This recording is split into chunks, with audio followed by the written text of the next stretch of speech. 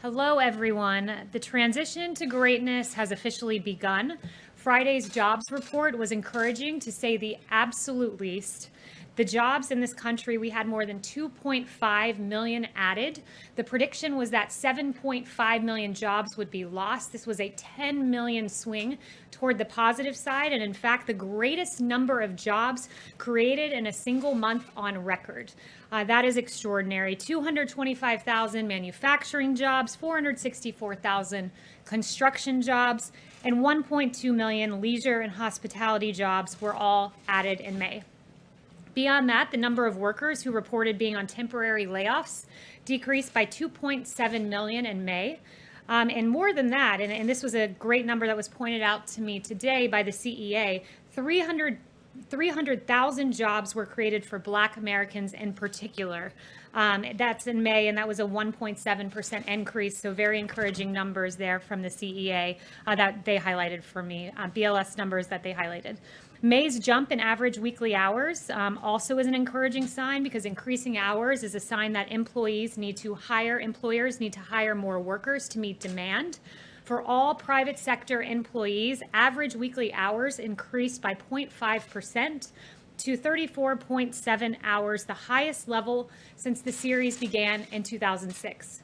73% of small businesses are open. That is up from the 52% right before the April jobs report reference period. Also, workplace visits are up roughly 40% from its pandemic low. The stock market is absolutely soaring. We saw with the S&P that it had its greatest 50-day rally in history. The Dow, likewise, is also booming. The markets clearly have confidence in President Trump, the jobs president who created the hottest economy in modern history once and will do it again. Also, commentators and economists have noted how great this jobs report was. Yesterday, we saw Mohamed El-Erian, the chief economic advisor at Allianz, say this will go down in history as the biggest positive data shock for the markets and the economy, and you saw how surprised the markets were. They surged on Friday, capping a strong week with the NASDAQ closing at a record high. He said it was also very surprising to the economists. Not a single one thought that we would create jobs. Everybody expected the unemployment rate would go up. It did not. Also, senior economic correspondent at the New York Times, Neil Irwin, noted that we have to think that the May employment numbers count as a strong win for PPP supporters. Obviously, the president signed that into law and has been a big cheerleader of the PPP. Typical economists missed it by 10 million, as I noted at the top of the briefing. 10 million. That's bigger than the entire state of Michigan nearly, and that's how much economists were off. Why is this happening? Well, it's happening because America has taken note of the fact that we have a president who ushered in the hottest economy in modern history, record low unemployment for Black Americans, for Hispanic Americans, for the disabled, for our veterans. Paychecks were beginning to rise under the President Donald Trump economy.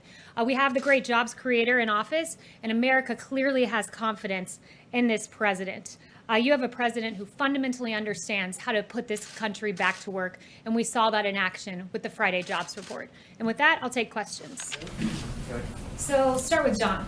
Kayleigh, what's the president's thinking on this growing movement to either defund or dismantle police forces across the country, and what reforms does the president think would be appropriate in the wake of the George Floyd killing? Yeah, it's a really good question. The president is appalled by the defund the police movement. The fact that you have sitting congresswomen wanting to defund the police, notably Rashida Tlaib, notably Biden advisor AOC Alexandria Ocasio-Cortez, a former Clinton and Eric Holder spokesperson Brian Fallon, wanting to defund our police across this country, it is extraordinary. And when you think the left has gone far, and they couldn't possibly go farther, because we all remember the defund ICE movement. They want to defund immigration and custom enforcement, and now they want to defund the police. This is extraordinary. This is rolling back the protective layers that protect Americans in their homes and in their places of business. He's appalled by it, and it's remarkable to hear this coming from today's Democrat Party. As for solutions, he's talking through a number of proposals, no announcements on that, but he definitely, as he's noted, recognizes the horrid injustice done to George Floyd and is taking a look at various proposals. Does the president agree with any of the mayors across the country who are saying, I think we could take some of the money from policing and put it toward other programs that could be effective in community development, which could lead to the potential for a lesser need for policing? Well, let's be clear. If the mayor of LA wants to defund police, take money away from police, Mayor de Blasio, the mayor of New York, wants to take money away from police, that means cutting of police. That means reducing police departments. That means defunding police departments, if not getting rid of them entirely. No, he does not agree with that. And the rest of America does not agree with that.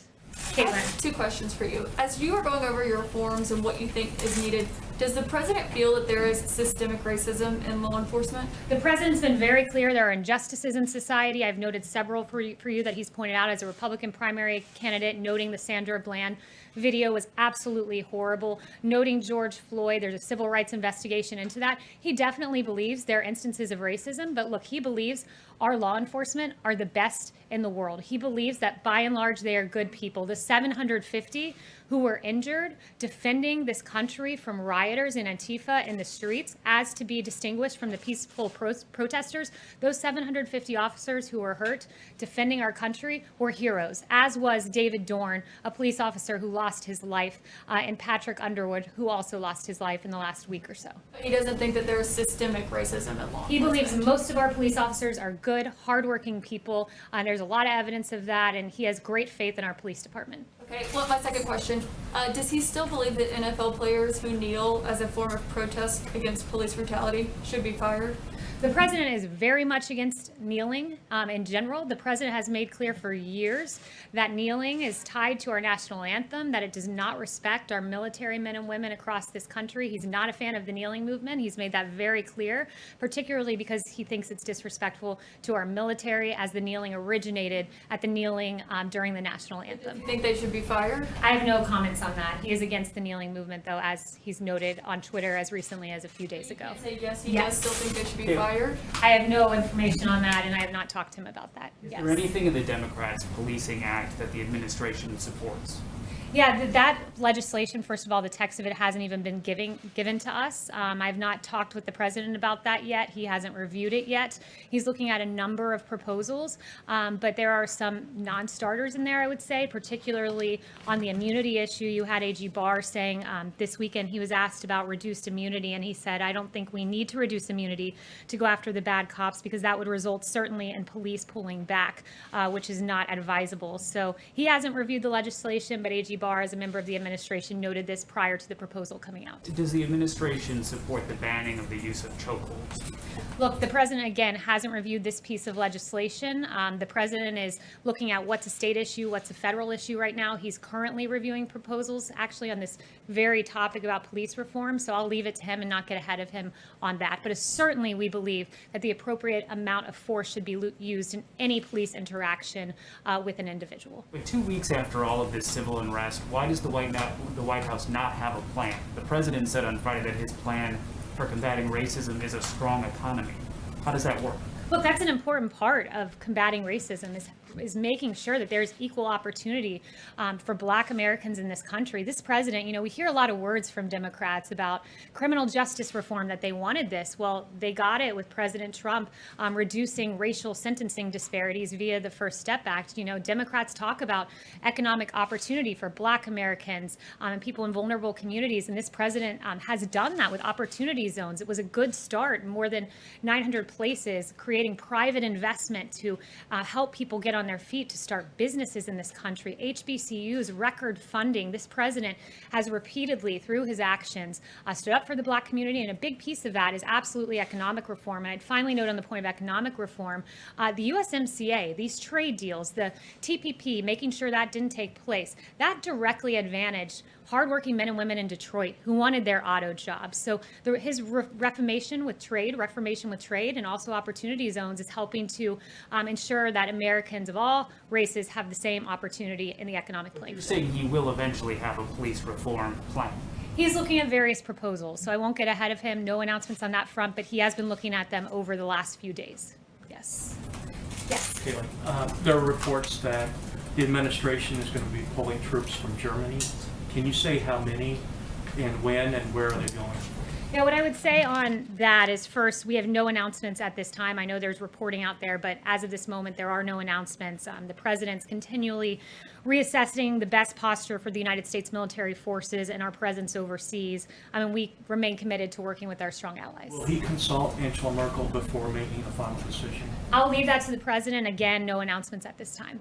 And just one final, the new Lafayette Square fencing, do you have any indication on when that might be removed or taken down, since the protests have become more peaceful, and who makes that decision? Yeah, I don't have any announcements with regard to the fencing. That's not something that's in White House control in terms of securing the perimeter. But what I would say is the president has recognized that the protests have largely been peaceful. Why have they been peaceful? It's because of the actions taken by this administration. If you'll notice, Minneapolis was in chaos until the National Guard came in, and then it was secure. You had outside here in Lafayette Park, I noted the 750 law enforcement officers that were injured across the country. Well, 1/5 of those were in D.C. and the vast majority in Lafayette Park. And once the National Guard came in, D.C. was secure. That Monday decision by the president of encouraging governors to surge the National Guard made the difference.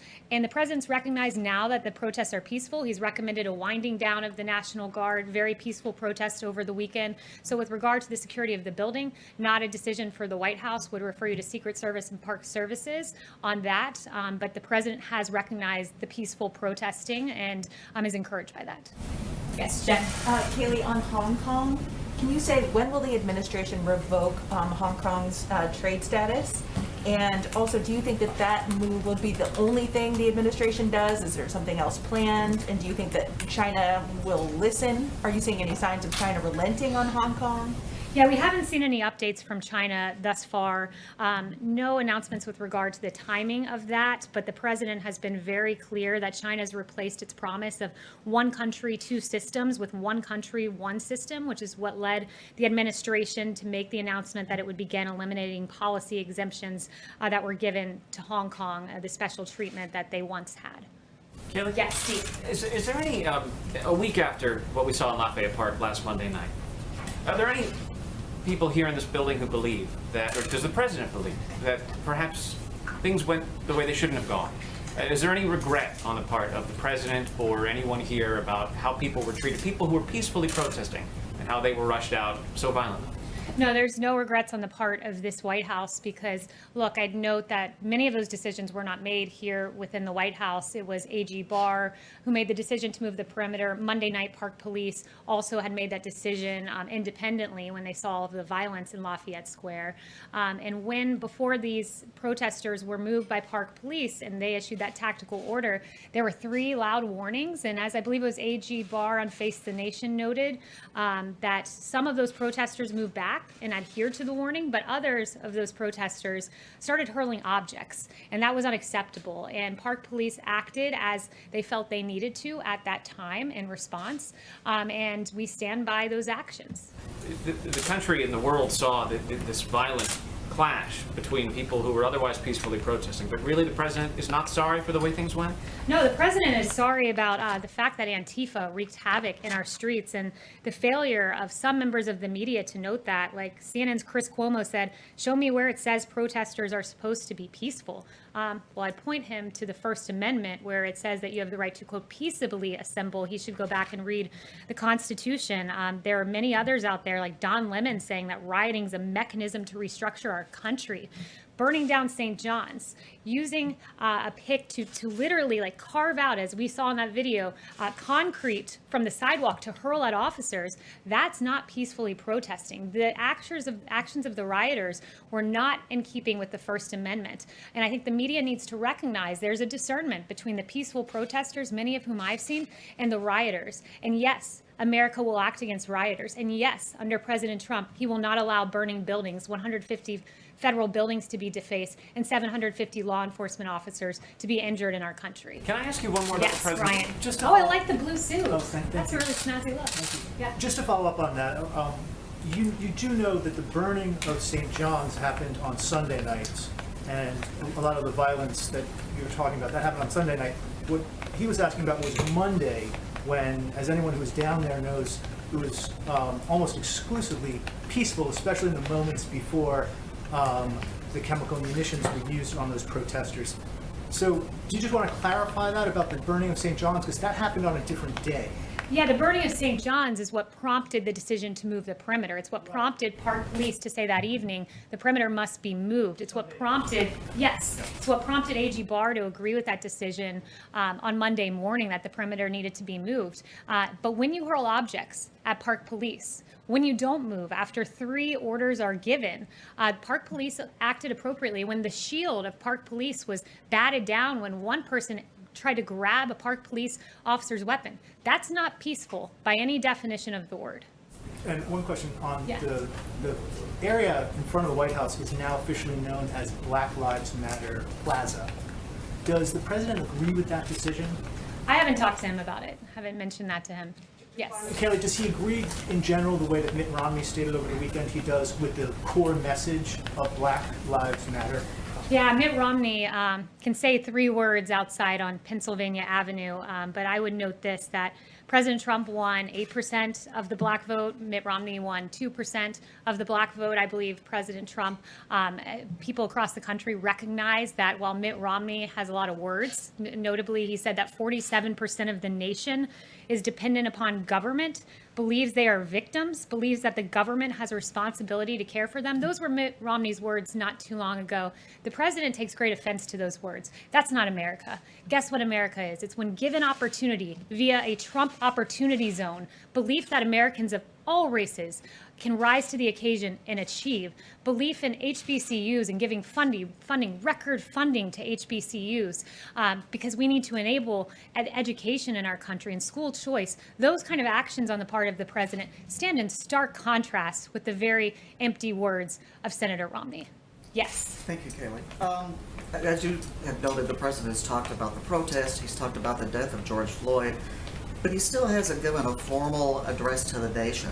Why is that, and are there plans for him to do that anytime soon? So the president has addressed the nation on this. I know several media outlets chose not to cover it, but when he was down in Florida last Saturday, he said, and I have the whole thing here, as he said many times, the death of George Floyd on the streets of Minneapolis was a grave tragedy. It should never, ever have happened. He spent several minutes going through this. In fact, half of his speech saying, I understand the pain that people are feeling. We support the right of peaceful protesters. We hear their pleas. And he went on and on and on. He said on Monday, I am your president of law and order and an ally of peaceful protesters. So he has said it. Some in the media have chosen not to cover it.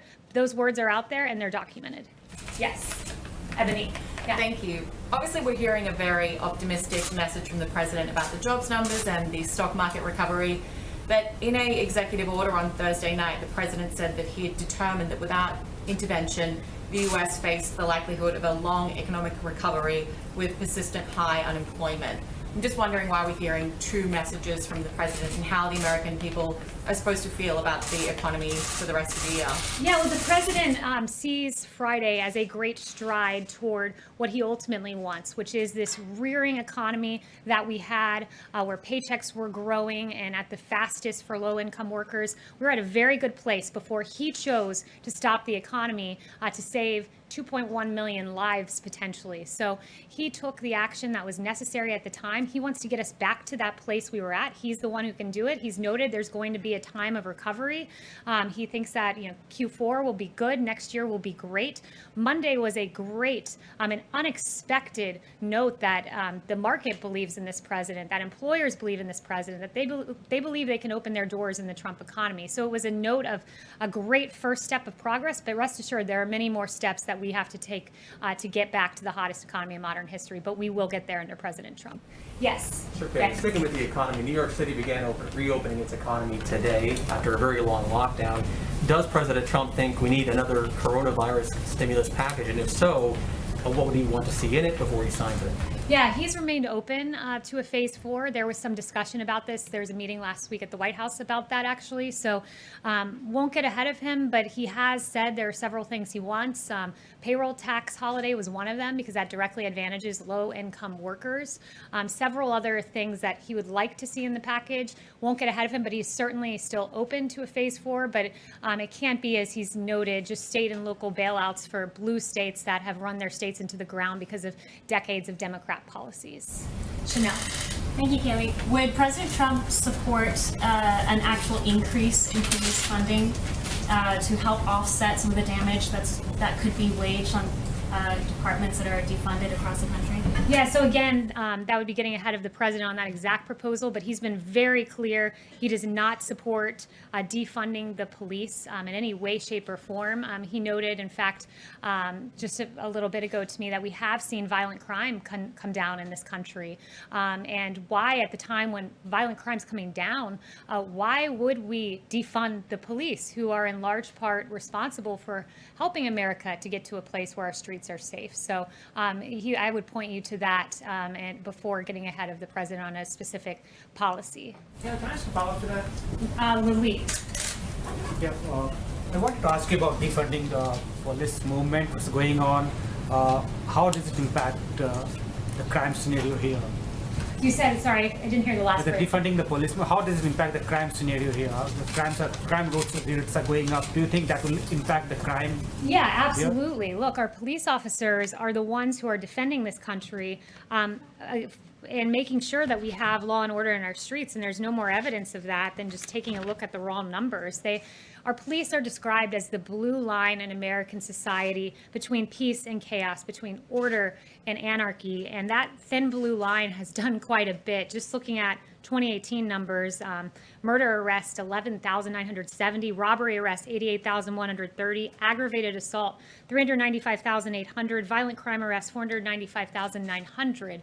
That's police officers who are doing the arresting. You eliminate police officers, you will have chaos, crime, and anarchy in the streets, and that's something that's unacceptable to the president. Do you think this Frank? is political in nature? The Sorry? entire movement is political in nature? Is politically motivated, this movement? This movement, what the president believes is, look, when you look at, I would just take at their own words, Black Lives Matter DC, and Black Lives Matter DC said Black Lives Matter means defund the police. So if that's what the movement means, of course the president stands against defunding the police. All Black Lives Matter, including the life of David Dorn, who perished in the last week and a half, including Patrick Underwood, who also lost his life this week. All Black Lives Matter, but in terms of the movement Black Lives Matter, they define themselves as defund the police, and that's something this president stands against. Frank. Yes. Blacks are disproportionately arrested and disproportionately incarcerated in this country. And when they return to society, they are often denied the right to vote, sometimes for the rest of their lives.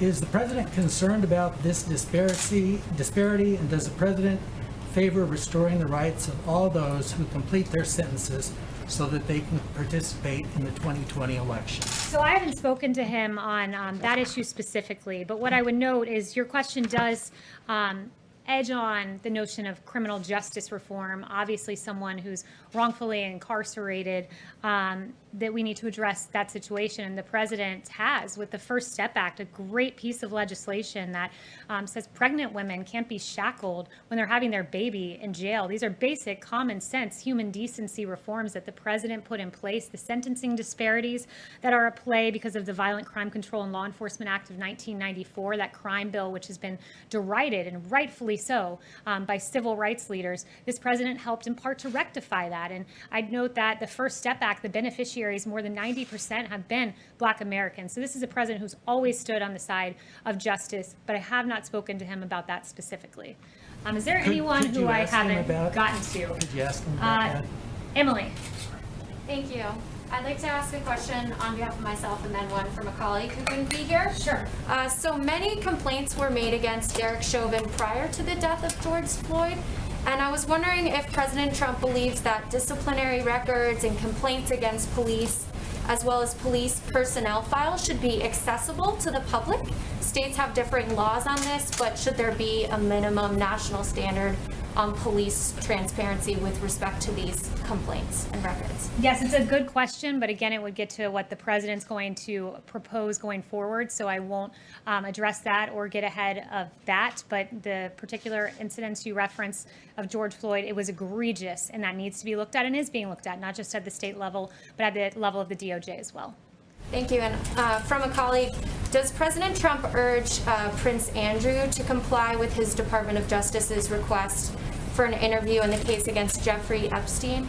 I haven't spoken to him about that, so I would not get ahead of him on that. John? Kayleigh, a couple of questions on coronavirus, if I could. Is there any thought being given to returning to, if not a daily coronavirus briefing, frequent coronavirus briefings? And on the reopenings, the president said some weeks back that he would continue to monitor the situation and that if any states were doing things that he didn't think were appropriate, he would step in to intervene. Has the president, in any of these reopenings, particularly as coronavirus cases are increasing, which could be due in part due to increased testing, is he seeing anything that gives him concern? So I would note this. First, Dr. Burke sent me some new information before coming out here that new cases have stabilized, and many of the new cases are being identified through proactive monitoring and finding asymptomatic cases. Today, we saw the lowest new mortality report since the end of March, less than 500, and testing continues to expand with over 20 million done and more than 6% of Americans being tested, and in 7 states, nearly 10% of the population. So we are heading in a positive direction, even as we begin to safely reopen. But again, has the president seen anything that causes him concern? I would note again the encouraging signs put forward by Dr. Birx. He's seen the country safely reopen. And I would also just note some of the media contradictions here, certainly not referring to you specifically, John, but just a little more broadly, that there isn't an outcry about social distancing among the protests. And I mean, I saw one network with footage of the Ozarks and complaining about social distancing in the Ozarks, and then seamlessly transitioning into protest footage and not suggesting that there was a problem with the lack of social distancing. So I think we have to be very consistent here. And one note that I really wanted to get in, should have weaved it in earlier, but I think it's important, is just there's so much focus on our police officers right now. There are absolute cases of injustices. Our heart breaks for those cases, but I just want to note some of the great things our police have done last year alone. In Alaska, retired cop Kim Castro jumped in freezing water to help victims to safety after a plane crash. In Idaho, a woman said, "He saved my son's life," commenting on a cop who saved her disabled son. In Maine, a detective was killed while helping a motorist. In Rhode Island, a baby who was choking was saved by an officer. In Maryland, an officer was hailed for intervening in an active shooting incident. In North Carolina, police thwarted a mass shooting. In Ohio, police took down a mass shooter at a bar. In Wisconsin, a terminally ill girl was visited by 40 officers and canines. In New York, Officers Bies and Officer Roman of the NYPD responded to an incident involving a homeless man. They bought him new glasses, a haircut, and a new suit, and they helped him to find a job. In Detroit, Michigan, an officer helped a homeless man struggling to shave in the streets. In Virginia, officers could be seen playing with little girls, playing dolls with them on the street. And in Arizona, Charlie called 911 asking for a Happy Meal mistakenly, and police delivered. This is who our great law enforcement officers are, and we should remember that. Thank you so much.